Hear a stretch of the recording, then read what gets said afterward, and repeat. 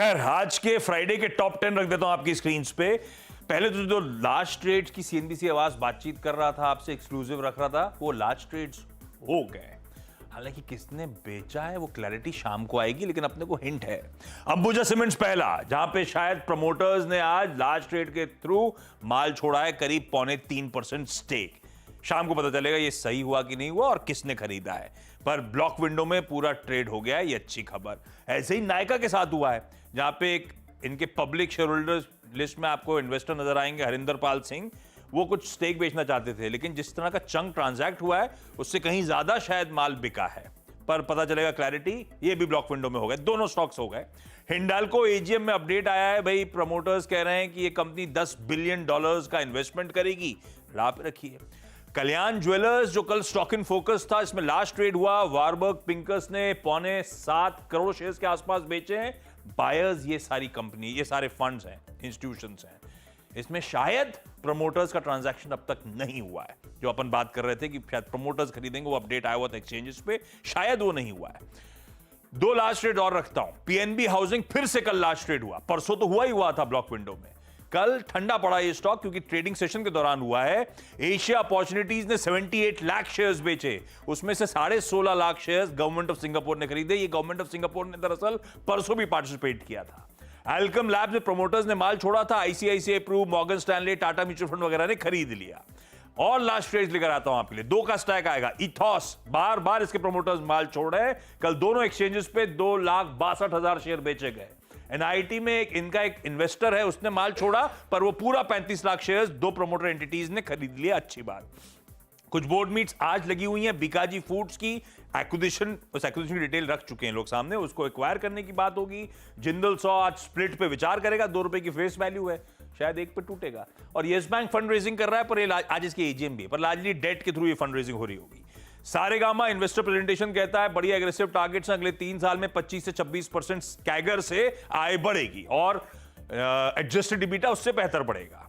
कुछ खबरों वाले स्टॉक्स में जैन इरिगेशन ने एमओयू करा है कॉफी बोर्ड ऑफ इंडिया के साथ, तो एकम ड्रग्स ने प्लांट में नए प्रोडक्ट्स लॉन्च करने की बात करी, और पावर मैक ने 1 for 1 का बोनस डोल आउट के अनाउंसमेंट कर दिया है। ब्रोकरेजेस के रडार पे 2 interesting stocks, Reliance industries, Bernstein की रिपोर्ट 3440 के एग्रेसिव टारगेट्स के साथ, टीवीएस मोटर के लॉन्च के बाद यूबीएस की रिपोर्ट 3200 के लक्ष्य, ये रख रहे हैं। तो ये सारे वो स्टॉक्स जहां पर आज खबरों का एक्शन देखने को मिलेगा, और मार्केट जैसे ही अपना कंटिन्यूस सेशन शुरू करेगा तो उस पर नजरें रहेंगी। अनुज, जो प्री ओपन की तरफ संकेत है ये 24,845 के आसपास, और एक चीज हमने नोटिस की है, इस हफ्ते बाजार ने अपने हाईस को मेंटेन किया है, वहां से ज्यादा हिला नहीं है। अब 2% तक का निफ्टी का रिटर्न बन चुका है over the week, luckily, touchwood. आज होपफुली वो सिलसिला बढ़ेगा।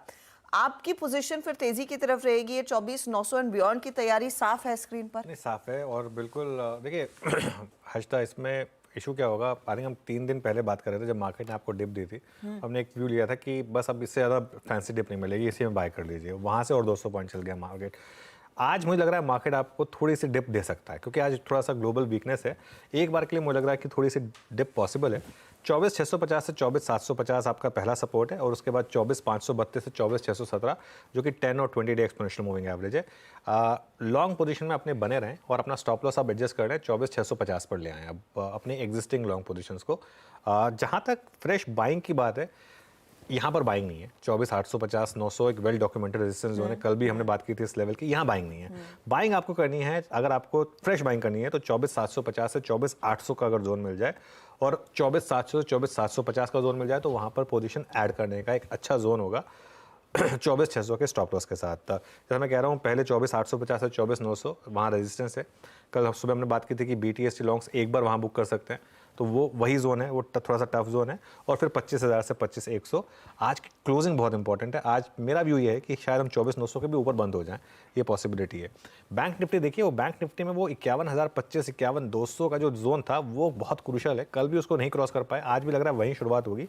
50,728 से 50,940 जो 10 और 20 डे एक्सपोनेंशियल मूविंग एवरेज है, ये एक बहुत अच्छा सपोर्ट है। और उसके बाद 50,300 से 50,400 अभी के लिए बॉटमिंग आउट के सिग्नल्स हैं बैंक निफ्टी में। 51,200 अगर क्रॉस हुआ तो वो बॉटम कंफर्मेशन हो जाएगी इसके ऊपर अगर बंद हुए तो। लेकिन ट्रेड अभी भी बैंक निफ्टी में इंट्राडे है, ट्रेड अभी भी बैंक निफ्टी में स्क्रीन बेस्ड है। अगर 10 और 20 डे एक्सपोनेंशियल मूविंग एवरेज बच रहा है तो आप बाय करिए। लेकिन अगर आपको लग रहा है कि एक बार आप वहाँ पर जा रहे हैं और वो टूटने की तैयारी हो रही है तो फिर आप एक बार सेल करें। दोनों तरफ की ट्रेड लेने के लिए तैयार रहें बैंक निफ्टी में, ये मेरी एक अप्रोच रहेगी इस समय। तो दोनों तरफ के ट्रेड्स